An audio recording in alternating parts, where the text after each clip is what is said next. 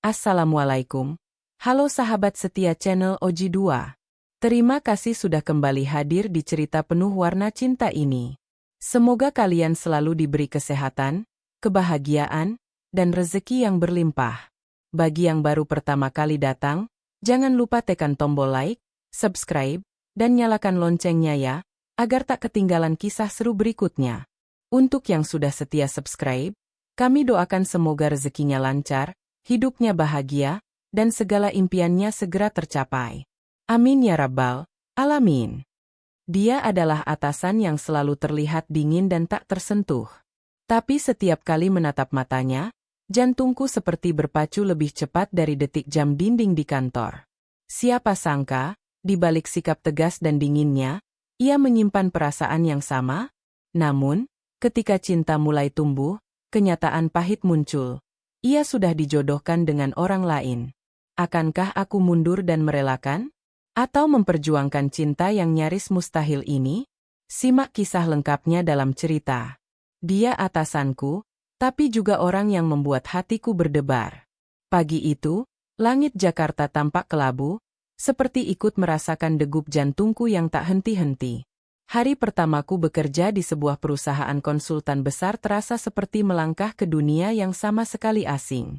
Aku, Nadia, gadis sederhana dari kota kecil di Jawa Tengah, masih sulit percaya bisa diterima di perusahaan sebesar ini. Gedungnya menjulang tinggi, dengan kaca-kaca besar memantulkan cahaya matahari pagi. Setiap langkahku di lobi seperti gema kecil dari ketakutan yang berusaha ku sembunyikan. Aku mengenakan blazer abu-abu pinjaman dari kakakku, yang sedikit kebesaran di bahu. Tanganku menggenggam erat map portofolio, jari-jariku dingin seperti es. Setiap orang yang kulihat tampak begitu percaya diri, berjalan cepat sambil menatap layar ponsel, berbicara tegas melalui headset, atau tertawa kecil di depan lift. Aku merasa seperti anak kecil yang tiba-tiba dilempar ke arena orang dewasa. Ketika pintu lift terbuka, aku menghela napas panjang dan masuk ke lantai 27, tempat divisi strategis tempatku akan bekerja. Begitu aku melangkah ke dalam ruangan, suasananya langsung berbeda. Ruangan luas dengan dinding kaca transparan, meja-meja kerja minimalis, dan deretan komputer modern membuatku sedikit gugup.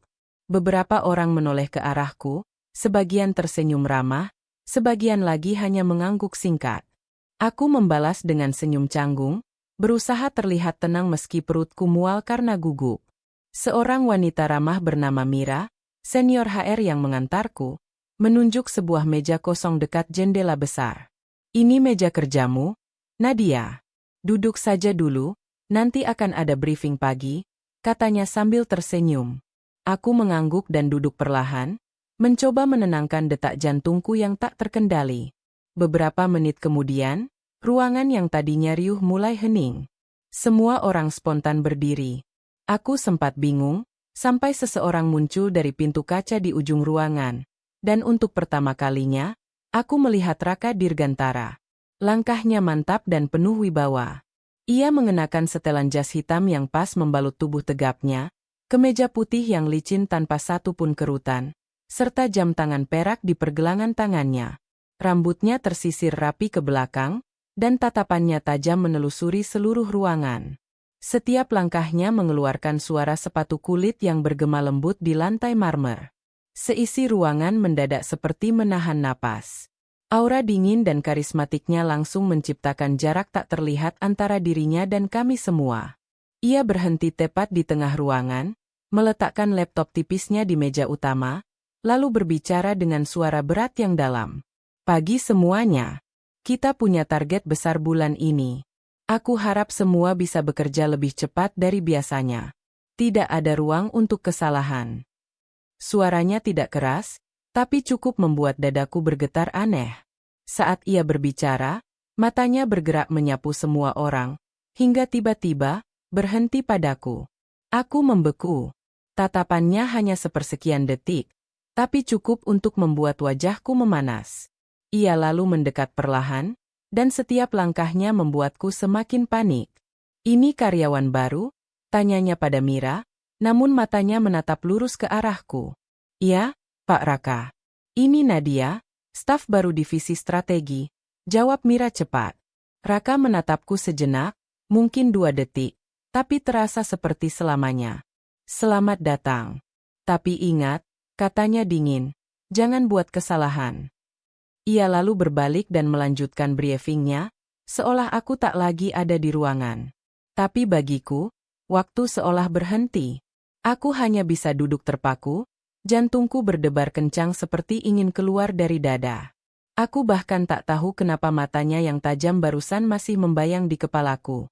Itulah pertama kalinya aku menyadari bahwa hari-hari ke depan tidak akan mudah. Dan entah kenapa, bagian dari diriku merasa tidak ingin itu menjadi mudah. Hari-hariku di kantor berjalan lambat, tapi penuh tekanan. Setiap pagi aku datang lebih awal, duduk di meja dekat jendela dengan secangkir kopi yang jarang tersentuh. Aku membaca ulang catatan, mengulang strategi, dan mempersiapkan presentasi meski hanya untuk rapat kecil. Tapi setiap kali pintu ruangannya terbuka dan sosok Raka masuk, semua persiapanku seolah tak berarti. Tatapannya dingin, tajam, dan seolah bisa menembus pikiranku. Ia jarang bicara, hanya mengamati dari kejauhan. Tapi justru itu yang membuatku makin gugup. Setiap kali ia lewat di dekat mejaku, langkahku membeku. Seolah udara di sekitar kami menghilang. Anehnya, meski tatapannya menusuk dan nada suaranya sering terdengar dingin, aku selalu menemukan diriku mencuri-curi pandang ke arahnya. Suatu siang, saat sebagian besar tim keluar makan siang, aku memilih tetap di kantor untuk menyelesaikan laporan mingguan. Aku pikir hanya aku seorang di lantai itu. Tapi saat langkah sepatu kulit terdengar mendekat, aku langsung tahu siapa yang datang. Kenapa tidak makan siang? Suara berat itu tiba-tiba terdengar tepat di belakangku. Aku hampir menjatuhkan pulpenku. Aku menoleh cepat, dan di sanalah dia, Raka, berdiri dengan jas dilepas, hanya mengenakan kemeja putih dengan lengan tergulung hingga siku. Rambutnya sedikit berantakan, dan untuk pertama kalinya, ia terlihat tidak sekeras biasanya. Aku masih harus menyelesaikan laporan ini, Pak, jawabku gugup, mataku kembali ke layar laptop agar tidak terlalu lama menatapnya. Dia berjalan perlahan mendekat, berdiri di sampingku dan mencondongkan tubuh untuk melihat layar. Aku bisa mencium aroma halus parfumnya, maskulin, tapi tidak menyengat. Jantungku berdebar sangat keras, aku khawatir dia bisa mendengarnya. Laporannya sudah hampir selesai, katanya pelan, suaranya tak lagi setegas biasanya. Tapi kamu harus belajar satu hal penting, bekerja keras tidak berarti mengorbankan diri sendiri. Kata-kata itu membuatku menoleh menatapnya. Dan saat mata kami bertemu, aku terkejut. Ada sesuatu di matanya. Bukan tatapan dingin yang biasa ia tunjukkan, melainkan sesuatu yang hangat. Sekilas, hanya sesaat, seperti percikan kecil dari bara yang selama ini disembunyikannya. Tiba-tiba ia berdiri tegak lagi, menarik napas, dan memasang kembali ekspresi dinginnya. Aku ke ruanganku. Kalau sudah selesai, kirimkan laporannya lewat email. Katanya datar lalu berbalik pergi. Saat langkahnya menghilang, aku masih duduk membeku. Hatiku berdebar gila-gilaan, bukan hanya karena jaraknya yang begitu dekat tadi, tapi karena sekilas, aku melihat sisi lain dari Raka. Sisi yang mungkin tidak pernah dilihat siapapun di kantor ini. Sejak hari itu, tatapannya padaku berubah, hanya sedikit, nyaris tak terlihat. Tapi aku merasakannya. Dalam setiap pertemuan, dalam setiap presentasi, dalam setiap tanya jawab yang membuatku gugup, ada semacam sinyal samar dari matanya. Seperti dia sedang mencoba memahami siapa aku, dan kenapa aku bisa mempengaruhi ritme dinginnya yang sempurna itu. Dan di setiap malam, saat aku pulang ke apartemen kecilku, wajahnya selalu terbayang. Bukan wajah atasan yang menakutkan, tapi seseorang yang memandangku seolah aku teka-teki yang ingin ia pecahkan perlahan. Aku tahu, aku seharusnya fokus pada pekerjaanku. Tapi kenyataannya, hatiku justru semakin tak bisa lepas dari tatapan dingin itu, tatapan yang perlahan berubah menjadi sesuatu yang membuatku berdebar setiap hari. Hari itu, kantor seperti kapal pecah diterpa badai. Proyek besar yang kami tangani mengalami kendala besar, Data presentasi untuk klien hilang karena server internal bermasalah. Semua orang panik. Telepon berdering tanpa henti, suara ketikan terburu-buru menggema di udara. Di tengah kekacauan itu, Raka berdiri tegak seperti menara baja, dingin, tegas, dan tanpa ekspresi. Namun di balik ketenangannya, aku melihat matanya sedikit menegang. Ia memanggil seluruh tim ke ruang rapat, dan untuk pertama kalinya, aku duduk tepat di sebelahnya. Jarak kami hanya beberapa sentimeter. Aku bisa mendengar detak jam tangannya, dan sayangnya, detak jantungku juga terasa lebih keras dari biasanya. Semua harus lembur malam ini. Kita bangun ulang presentasi dari nol, katanya tegas. Aku tahu ini berat, tapi kita tidak punya pilihan. Kami mengangguk patuh. Tapi saat semua orang bubar, aku tetap duduk, membuka laptopku, dan mulai mengerjakan bagian strategi. Aku pikir dia akan langsung masuk ke ruangannya. Tapi ternyata, ia duduk kembali di sampingku, tanpa berkata apa-apa. Hanya menatap layar laptopnya dan mulai bekerja bersamaku. Jam demi jam berlalu. Satu persatu rekan kerja pulang karena kelelahan, hingga hanya tinggal kami berdua di ruangan yang kini sunyi. Lampu-lampu kantor meredup otomatis, hanya menyisakan cahaya temaram dari layar laptop. Aku menguap kecil, pundakku pegal. Aku rasa aku mulai melihat angka-angka menari di kepalaku. Gumamku pelan, setengah bercanda. Raka menoleh, dan untuk pertama kalinya, dia tertawa, bukan senyum tipis atau anggukan kecil, tapi benar-benar tertawa kecil. Suara tawa itu mengejutkanku. Hangat, rendah, dan nyata.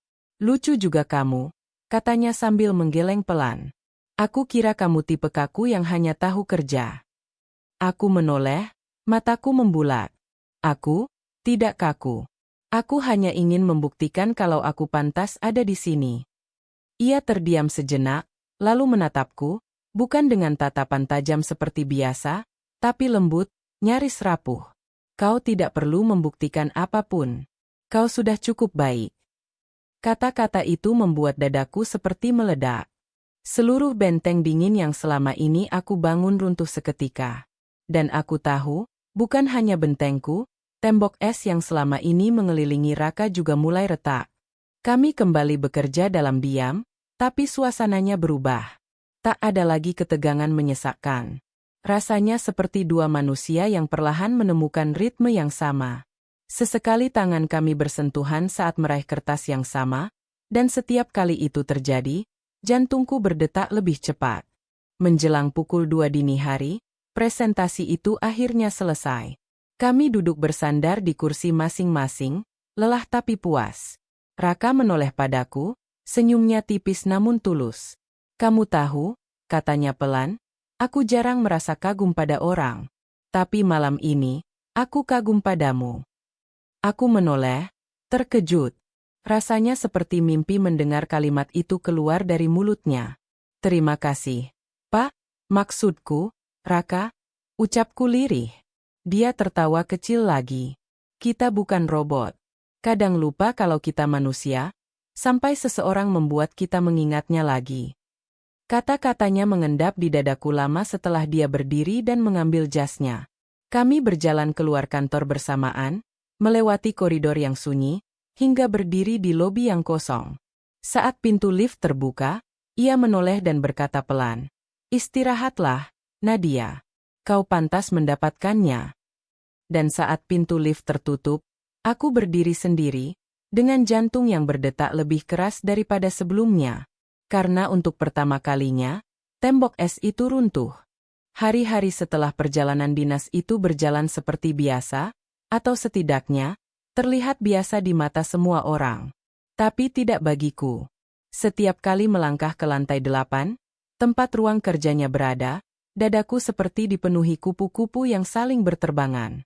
Aku mencoba mengalihkan perhatian dengan tenggelam dalam tumpukan laporan dan deadline, tapi setiap kali suara sepatunya terdengar menghentak lantai marmer, fokusku hancur berkeping-keping. Aku tahu ini salah. Aku tahu membiarkan perasaan tumbuh pada atasanku sendiri bukanlah sesuatu yang bijak. Tapi hatiku tak pernah mau diajak kompromi. Dan parahnya, Dia seolah semakin sering muncul di hadapanku. Seolah-olah semesta pun ikut bersekongkol untuk mendekatkan kami. Siang itu, saat kantor mulai lengang karena sebagian karyawan pergi makan siang, aku memilih tetap duduk di meja, menuntaskan draft laporan yang harus diserahkan sebelum sore. Aku begitu tenggelam dalam layar laptop hingga tak sadar seseorang berdiri di sampingku. Aku sudah bilang jangan makan siang terlambat. Suara itu dalam, familiar, dan membuat jantungku melompat ke tenggorokan. Aku menoleh, dan di sana dia, Arga, atasan yang selama ini kukagumi diam-diam. Rambutnya agak berantakan seperti habis menunduk lama di ruang meeting. Lengan kemejanya tergulung hingga siku, memperlihatkan urat-urat halus di lengannya yang selama ini cuma bisa kulirik dari jauh. Aku cuma mau menyelesaikan ini dulu, jawabku gugup. Dia mendesah pelan, lalu meletakkan sebuah kotak makan di meja kerjaku. Aku beli sandwich lebih. Makanlah. Aku nggak mau bawahanku tumbang karena kerja terlalu keras. Aku menatapnya tak percaya.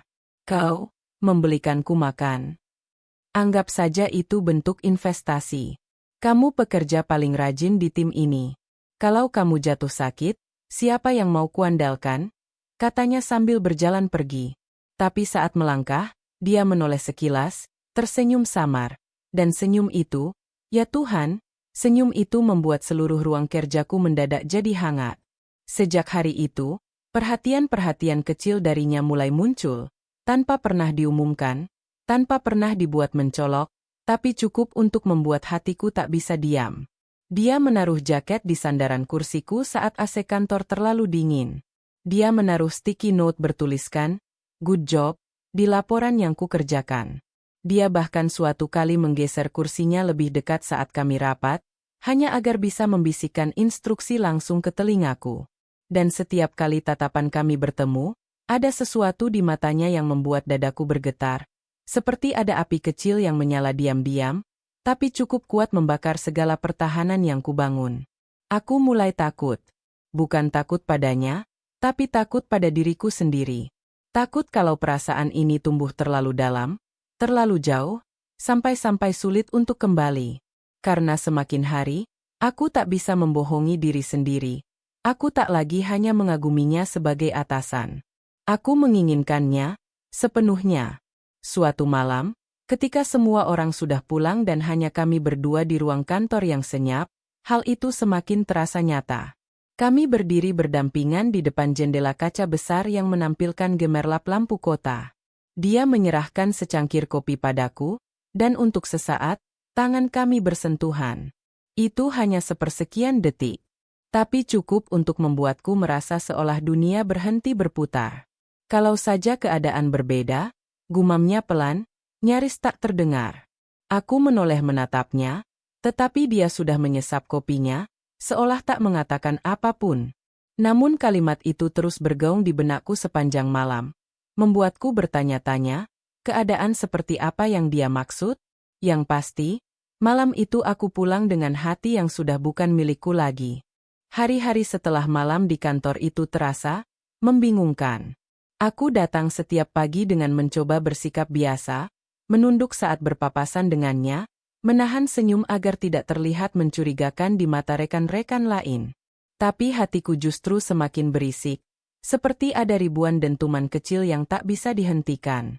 Arga, dia tetap seperti biasa, dingin di luar, tapi penuh perhatian dalam diam. Kadang dia sekadar menanyakan apakah aku sudah makan, kadang hanya meletakkan sebotol air mineral di mejaku saat aku terlalu sibuk. Hal-hal kecil yang seharusnya tak berarti, tapi bagiku terasa seperti sinyal samar bahwa mungkin perasaanku tidak sepihak. Namun semua itu hancur seketika, di satu sore yang mendung. Aku baru saja selesai mempresentasikan laporan mingguan di ruang meeting. Semua orang keluar satu persatu, meninggalkan aku yang sedang membereskan laptop dan catatan. Arga masih duduk di ujung meja, menatap layar ponselnya dengan ekspresi yang tak bisa kubaca. "Presentasimu bagus," katanya singkat, masih menatap ponselnya. "Terima kasih," jawabku pelan, berharap dia akan menatapku. Tapi kemudian layar ponselnya menampilkan foto seorang wanita. Cantik, elegan, tersenyum lembut sambil menggandeng lengan Arga. Hatiku mencelos. Dia sadar aku memperhatikan, dan buru-buru mematikan layar ponsel itu. Tapi sudah terlambat. Aku melihat cukup banyak. Dia, tunanganku, katanya pelan. Dunia seolah runtuh di sekitarku. Kata-kata itu menusuk lebih tajam dari apapun yang pernah kudengar. Oh, aku mengerti. Suaraku nyaris berbisik. Tanganku gemetar saat meraih tas, mencoba menyembunyikan gejolak dalam dadaku. Ini rumit, lanjutnya, seakan ingin menjelaskan, tapi aku tak sanggup mendengar penjelasan apapun. Aku harus pergi, potongku cepat, lalu bergegas keluar sebelum air mata sempat jatuh. Di toilet wanita, aku berdiri menatap cermin dengan napas memburu. Mataku memerah, bibirku bergetar. Perasaan yang selama ini kutahan, harapan-harapan kecil yang perlahan kutanam, kini hancur seketika. Dia sudah dimiliki orang lain. Dia bukan seseorang yang seharusnya kusukai, dan kenyataan itu menyakitkan lebih dari yang bisa kubayangkan. Hari-hari setelahnya menjadi berat. Aku menghindari lift yang sama dengannya, mengatur jam kerja agar tidak terlalu sering bertemu. Tapi dia seolah selalu muncul, sekadar menyapaku, atau berdiri di dekat printer saat aku sedang mencetak dokumen. Tatapannya masih sama, teduh, hangat, seolah tak ada yang berubah. Tapi bagiku, semuanya sudah berubah. Suatu malam, saat aku lembur sendirian, dia datang ke mejaku, membawa 2 cangkir kopi seperti biasa. Tapi kali ini, aku tak sanggup menerimanya. Aku tidak bisa lagi, Pak, ucapku lirih tanpa menatapnya. Dia terdiam. Tidak bisa apa? Tidak bisa berpura-pura. Tidak bisa terus merasa sesuatu yang tidak seharusnya. Aku mengangkat pandangan, menatap langsung ke matanya. Saya tahu Bapak sudah bertunangan. Saya tidak mau menjadi orang ketiga, bahkan dalam perasaan saya sendiri. Dia menatapku lama, matanya redup. Aku tidak pernah ingin menyakitimu. Tapi Bapak sudah, potongku pelan, meski mungkin tidak sengaja. Suasana hening.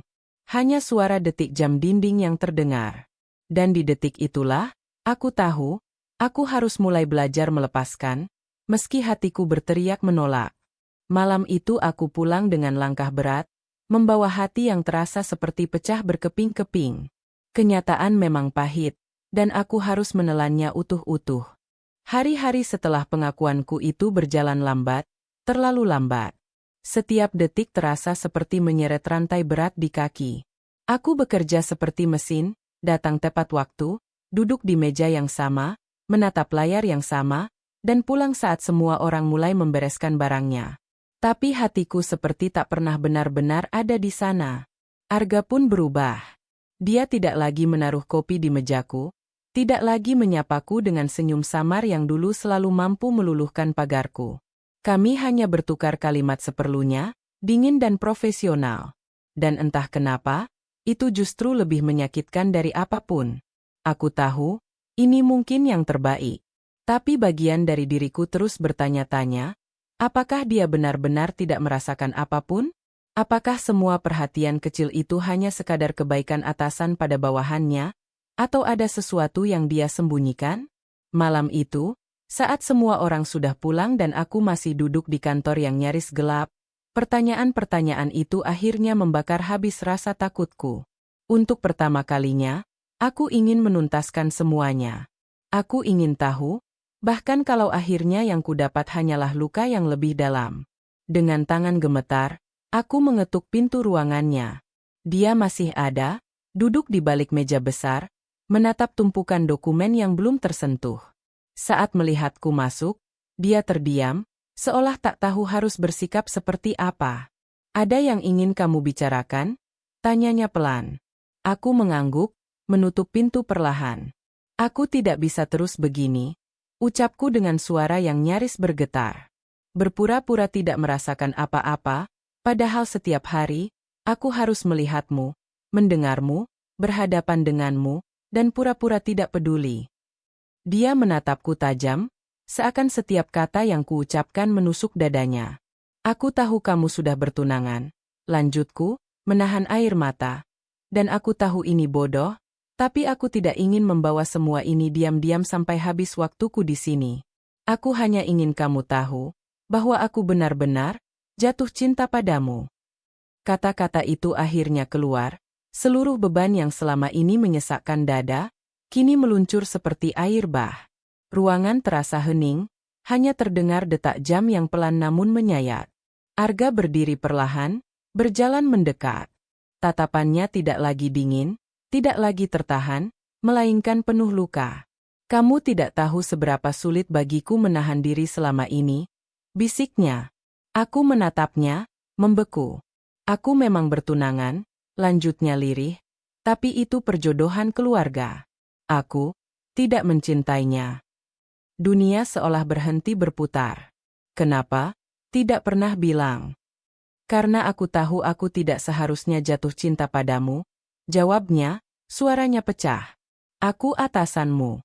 Aku tidak ingin menghancurkan masa depanmu atau reputasimu. Air mataku jatuh begitu saja. Lalu sekarang bagaimana? Dia menutup mata sejenak, menarik napas panjang. Aku akan membatalkan pertunangan itu, ucapnya akhirnya.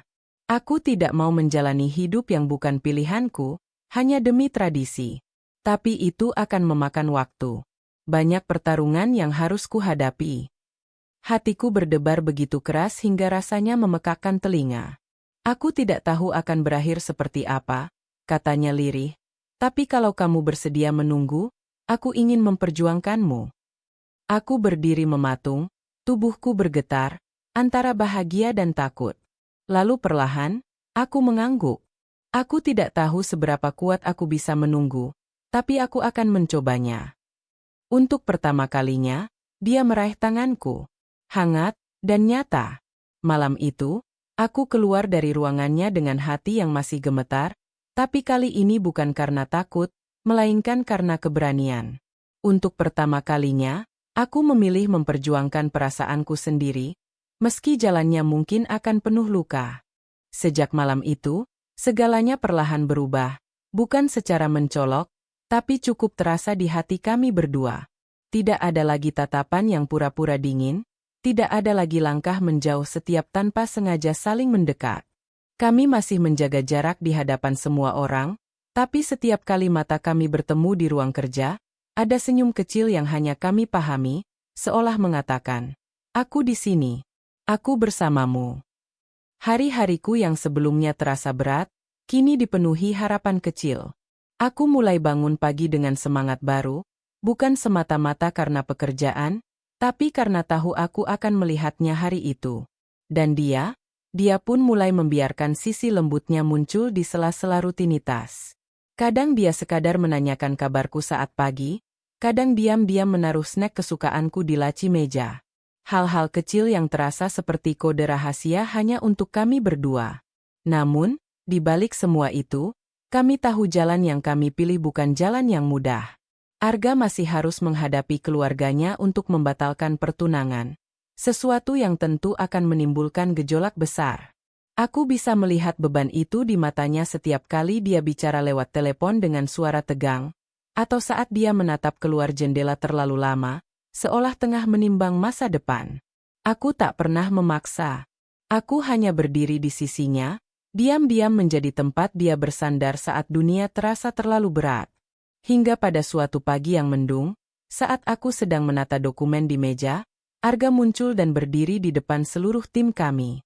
Semua orang menoleh heran karena ekspresinya tampak lebih serius dari biasanya. "Aku ingin menyampaikan sesuatu," katanya tegas. Ruangan mendadak hening. Mataku membelalak saat dia menoleh padaku, lalu menatap seluruh tim. Aku akan mundur dari posisiku sebagai kepala divisi bulan depan. Suasana seketika riuh.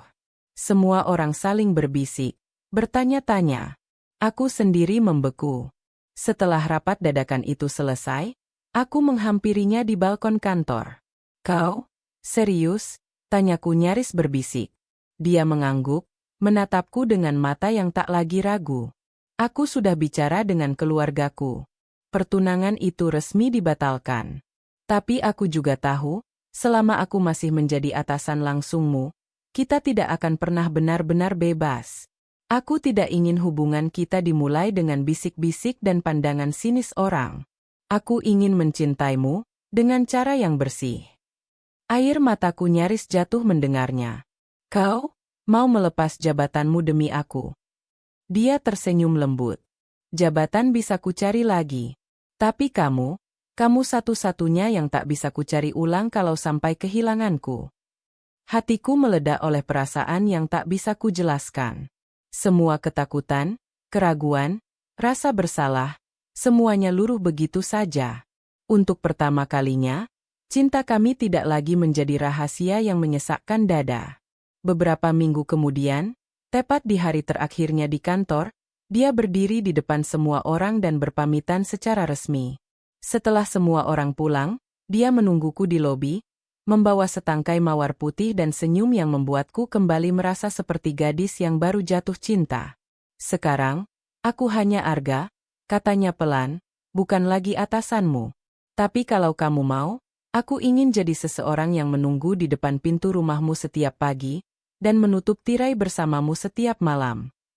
Air mataku benar-benar jatuh kali ini, tapi untuk pertama kalinya, bukan karena sakit, melainkan karena bahagia. Aku mengangguk, lalu meraih tangannya. Dan aku ingin jadi alasanmu pulang setiap hari. Di tengah lobi kantor yang mulai sepi, di bawah cahaya temaram lampu gantung, dia memelukku erat, tanpa rasa takut, tanpa rasa bersalah, tanpa harus bersembunyi lagi. Cinta kami, akhirnya bukan lagi rahasia. Cinta kami, kini menjadi kenyataan. Terima kasih sahabat Oji 2 yang sudah menonton cerita ini sampai akhir. Jangan lupa tinggalkan komentar, like, dan share agar makin banyak yang bisa ikut merasakan kisah penuh haru ini. Bagi yang sudah subscribe, semoga diberi jodoh terbaik, pekerjaan yang membahagiakan, dan hidup yang penuh cinta. Amin. Sampai jumpa di cerita berikutnya. Wassalamualaikum warahmatullahi wabarakatuh.